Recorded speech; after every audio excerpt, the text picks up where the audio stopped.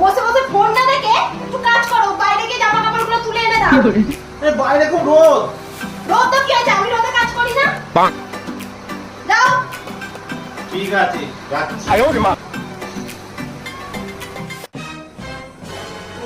কি রোদ বাইরে, আমাকে আবার জামা কাপড় তুলতে বলছে। এই 42 ডিগ্রিতে ভালো লাগে?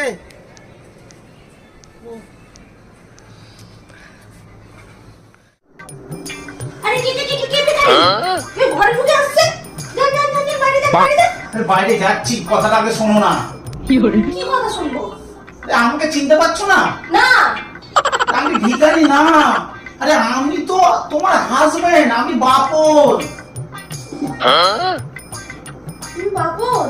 হ্যাঁ, চিনতে পারছো না? তোমার মুখের অবস্থা এমন কি করে হলো? বাইরে 42 ডিগ্রি টেম্পারেচার।